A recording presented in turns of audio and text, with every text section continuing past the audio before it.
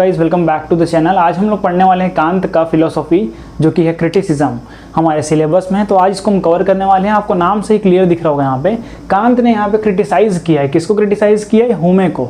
हमने इसकी जस्ट पिछले लेक्चर में पढ़ा था ह्यूमे का स्केप्टिसिज्म, उसी को कांत ने क्रिटिसाइज किया है और अपने थ्योरी को एक्सप्लेन किया है। क्रिटिसाइज करते करते हुआ क्या कि कांत ने अपना एक फिलोसॉफी दे दिया, इसलिए उसको बोलते हैं क्रिटिकल फिलोसॉफी। बेसिकली कांत ने यहाँ पे क्रिटिसिज्म किया किसका? ह्यूमे का। जो कि ह्यूमे ने स्केप्टिसिज्म दिया था उसे कांत ने क्रिटिसाइज किया और क्रिटिसाइज करते करते वो एक नया फिलोसॉफी और उसमें कुछ और ऐड कर दिए तो वो बन गया कांत का क्रिटिकल फिलोसॉफी। तो आज हम पढ़ने वाले हैं कांत का क्रिटिसिज्म जो कि मोस्ट इंपॉर्टेंट है गाइस। यहाँ पे क्या है, ये वेस्टर्न थॉट है, वेस्टर्न फिलोसॉफी है। तो यहाँ से क्वेश्चन बहुत बार पूछे जाते हैं और ना लगभग आपको 8 मार्क्स में टॉपिक से क्वेश्चन मिलेगा। यहाँ पे कांत जो है बहुत ही फेमस हैं और बहुत ही इसलिए इंपॉर्टेंट हो जाता है। तो यहाँ पे हम सबसे पहले समझने वाले हैं कि कांत ने क्रिटिसाइज क्यों किया। अगर आपको और भी अच्छे तरीके से समझना है तो मैंने ऑलरेडी ह्यूमे का स्केप्टिसिज्म का ऑलरेडी लेक्चर बना दिया है, आपको प्लीज़ जाके चेकआउट करना है। मैंने लिंक डिस्क्रिप्शन में डलवा दिया है, सो आप जाके जरूर चेकआउट कीजिए और मैंने इसका प्लेलिस्ट भी बनवा दिया है। तो चलिए स्टार्ट करते हैं। देखो यहाँ पे अगर आपको कुछ भी समझ नहीं आया उसके बाद भी आपको समझ आएगा। तो ह्यूमे कहते हैं कि हम जो हैं सिर्फ एक्सपीरियंस से सीखते हैं, लर्न करते हैं। जैसे कि हम देखते हैं, जो फील करते हैं वो एक्सपीरियंस के थ्रू हम लर्न करते हैं। और जो रियल दुनिया में जो we never see real cause and effect, मतलब यहाँ पे ह्यूमे कहते हैं कि हम कभी भी कॉज एंड इफेक्ट को नहीं देख पाते। मतलब हमारा वो हैबिट होता है एक्चुअल में, हम कॉज और इफेक्ट को नहीं देख सकते। ऐसा कौन कहता है? ह्यूमे कहता है। तो we can not be 100% sure about anything. इसका मतलब ये है कि ह्यूमे कहते हैं यहाँ पे सो हम किसी भी चीज़ के बारे में 100% श्योर नहीं होते। तो यहाँ पे पिछले बार मैंने आपको पढ़ाया था कि ह्यूमे को बहुत सारे फिलोसोफर ने क्रिटिसाइज़ किया है और सबका एक ही क्रिटिसिज्म रहा कि इसमें बहुत ज़्यादा डाउट हो जाएगा, हम किसी चीज़ पे विश्वास नहीं कर पाएंगे और हम किसी चीज़ को अगर जानेंगे ही नहीं तो यहाँ पे साइंस भी फेल हो जाएगा और साथ ही हमें एक्शन लेने का भी मन नहीं करेगा। हमारे लिए प्रैक्टिकल लाइफ में अप्लाई करना बहुत डिफिकल्ट हो जाएगा। तो यहाँ पे बहुत सारे क्रिटिसिज्म्स आए थे किसके? ह्यूमे के बारे में। तो यहाँ पे कांत ने भी क्रिटिसाइज़ किया और कांत बहुत ही बड़े फेमस थे उस टाइम में, इसलिए इनका फिलोसॉफी को हम पढ़ भी रहे हैं आज और इसलिए कहलाता है कांत का क्रिटिसिज्म, क्रिटिकल फिलोसॉफी। यहाँ पे क्रिटिकल तरीके से एनालिसिस करते हैं। कांत ने रिएक्शन दिया, इसी चीज़ को सुनते हुए कांत हो गए गुस्सा और कांत ने रिएक्शन दिया। Kant said ह्यूमे is right. Kant कहते हैं कि हाँ ह्यूमे तो सही थे कि हाँ एक्सपीरियंस इज़ इम्पॉर्टेंट, बट वहाँ पे वो रॉन्ग भी हैं। ये कहते हैं जब कि हम सिर्फ एक्सपीरियंस से लर्न करते हैं, वो वहाँ पे रॉन्ग हो जाते हैं जब हम वो कहते हैं कि सिर्फ हम एक्सपीरियंस से लर्न करते हैं। वहाँ पे कांत क्रिटिसाइज़ करते हैं ह्यूमे को। वो कांत भी कहते हैं, मानते हैं कि हम एक्सपीरियंस से सीखते हैं, लेकिन इसका मतलब ये नहीं है कि हम सिर्फ एक्सपीरियंस से सीखते हैं, ऐसा कांत कहते हैं।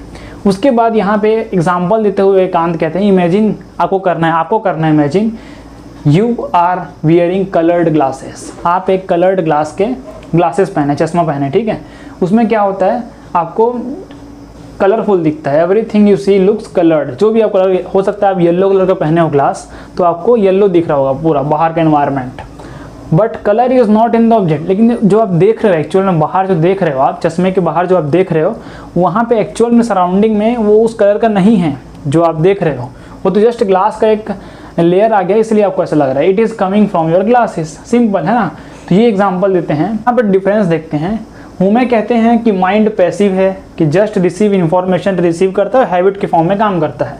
मतलब हैबिट जो हम देखते आ रहे हैं, हैबिट हो गया हमारा, तो हम कॉज इफेक्ट को भी हैबिट की तरह ही देखते हैं।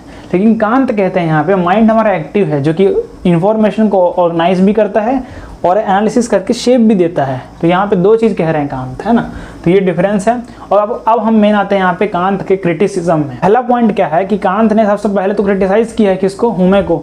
तो अगेंस्ट ह्यूमेज हैबिट थ्योरी, सबसे पहले वो हैबिट थ्योरी के ऊपर जाते हैं ह्यूमे के और अच्छे से गुस्से तरीके से उसको क्रिटिसाइज करते हैं। ह्यूमे कहते हैं कि कॉज इफेक्ट जो है एक जस्ट हैबिट है। मतलब जो भी ऐसे आग लग रहा है, कहीं पे आग लगा है, मतलब आग जला रहे हैं अगर हम, और उसका हीट जो हमें आ रहा है वो जस्ट एक हैबिट के कारण हमें पता चल पा रहा है।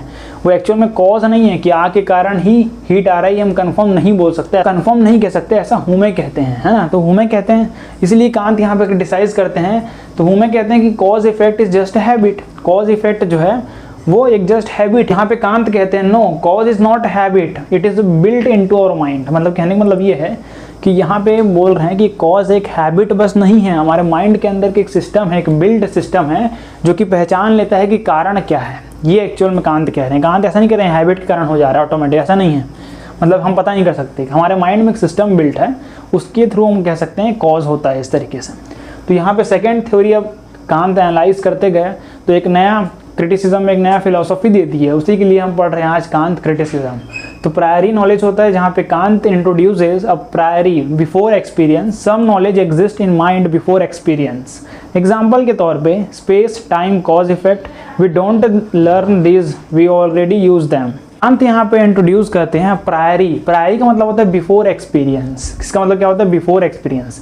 सम knowledge exist in our mind before experience. कहने का मतलब ये है, यहाँ पे कांत कहना चाह रहे हैं प्रायरी नॉलेज कॉन्सेप्ट के थ्रू कि ऐसा नहीं है कि हम हर चीज़ नॉलेज गेन ही करें, बहुत सारे नॉलेज हमें माइंड में ऑलरेडी बिल्ट है, मतलब पहले से अवेलेबल है, एग्जिस्ट करता है। ऐसा नहीं है कि हमें कुछ भी नहीं पता है, हमारे माइंड में पहले से कुछ नॉलेज है जो एग्जिस्ट करता है। जैसे कि एग्जांपल देते हैं, स्पेस के बारे में हो गया, टाइम हो गया, कॉज इफेक्ट हम पहचान लेते हैं, हाँ इसका कारण ये होगा, ये हमारे सिस्टम में बिल्ट है हमारे माइंड में। वी डोंट लर्न दिस, हम इसे सीखते नहीं हैं, वी ऑलरेडी हैव, इस तरीके से समझो, we already have this. Kant का नेक्स्ट पॉइंट होता है कैटेगरीज ऑफ माइंड। कांत कहते हैं mind has a fixed rule. Kant कहते हैं माइंड के पास एक फिक्स्ड रूल्स है, कैटेगरीज है। इंपॉर्टेंट ये है कि causality means cause and effect हमारा माइंड जो है पहचान लेता है ऑलरेडी।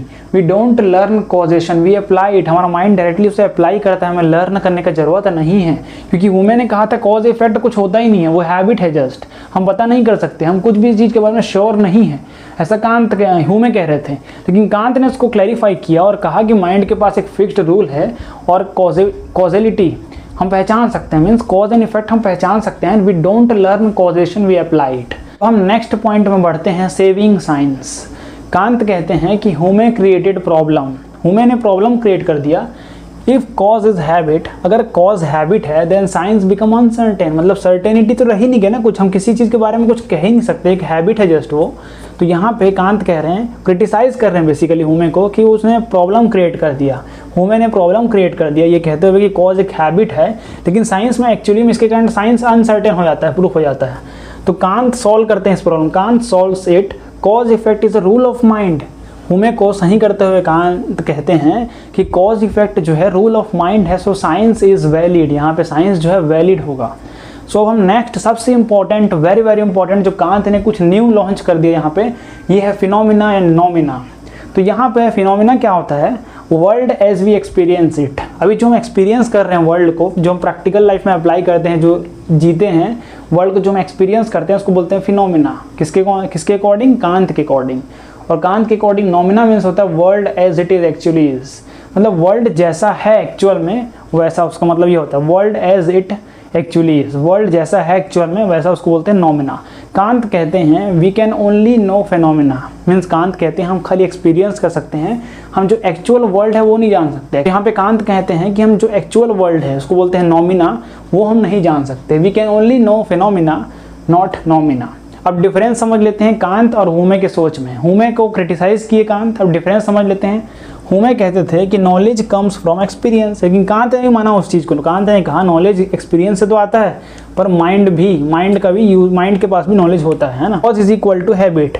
ह्यूमे ने कहा कि कॉज जो है एक हैबिट है, मतलब हम पता नहीं कर सकते कॉज के बारे में, लेकिन यहाँ पे कांत ने जस्टिफाई देते हुए कहा कि ये बिल्ट इन रूल है हमारे माइंड के अंदर, हम उसे ऑलरेडी पता कर सकते हैं।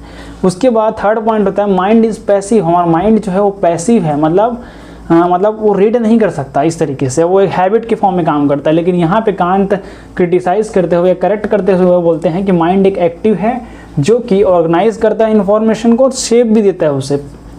उसके बाद फोर्थ पॉइंट में ह्यूमे कहते हैं कि लीड्स टू डाउट। ह्यूमे कहते हैं लीड्स टू डाउट, लेकिन यहाँ पे कांत कहते हैं गिव्स सर्टेनिटी। यहाँ पे डाउट ले जाता है, हाँ बहुत सारे क्रिटिसाइज किए ह्यूमे को, तो यहाँ पे डाउट की तरफ शंका हो जाता है सबको ह्यूमे का थॉट पढ़ के। लेकिन अगर कांत का पढ़ोगे आप, थोड़ा सा सर्टेनिटी आता है कि नहीं हम साइंस यहाँ पे काम कर सकता है। अब कांत का भी क्रिटिसिज्म आया, वैसे तो बहुत सारे क्रिटिसिज्म कांत के भी हैं, लेकिन यहाँ पे हम एक सिंपल क्रिटिसिज्म जो एग्जाम में लिख सकें वो देखने वाले हैं। टू कॉम्प्लेक्स सिस्टम, मतलब यहाँ पे कांत को बहुत लोग क्रिटिसाइज करते हुए कहते हैं कि बहुत ही ज़्यादा कॉम्प्लेक्स सिस्टम है, difficult to apply in a practical life. अगर हम कांत का रेलिवेंस देखें तो यहाँ पे वो बैलेंस बिटवीन एम्पिरिसिज्म और rationalism. Rational means reasoning, logical. Empiricism means होता है जिसमें हम डेटा का यूज़ करते हो, डेटा फैक्ट्स का यूज़ होता है, उसको बोलते हैं। तो यहाँ पे बहुत सारे फिलोसोफर ने या फिर बहुत सारे थिंकर ने कहा कि बैलेंस करते हुए दिख रहे हैं Kant balances between empiricism and rationalism. उसके बाद एक और रेलिवेंस बताया बहुत सारे फिलोसोफर्स और थिंकर्स ने कि ये फाउंडेशन ऑफ मॉडर्न फिलोसफी है। तो ये हो गया आज का एक बेसिक कॉन्सेप्ट, मैंने आपको कॉन्सेप्ट समझाने का प्रयास किया है। ये कॉन्सेप्ट गाइस बहुत ही इंपॉर्टेंट है और मैंने ऑलरेडी इसी तरीके से सिंप्लीफाई में बहुत ही सिंपल लैंग्वेज में अपने हैंड रिटन नोट्स को बोर्ड में लिख के आपको मैंने इसी तरीके से लिखा है, तो आप इसका स्क्रीनशॉट भी ले सकते हैं। और गाइस मैंने बहुत सारे लेक्चर्स को ऑलरेडी फिलोसफी का अरेंज कर दिया है, वहाँ जाकर आप जरूर चेकआउट कीजिए। इस वीडियो से आपको थोड़ा भी अगर समझ आया होगा तो please do like, subscribe and share. तो गाइस आज के लिए इतना ही, मिलते हैं किसी नए वीडियो लेक्चर में नए टॉपिक के साथ। तब तक के लिए जय हिंद, जय भारत, वंदे मातरम।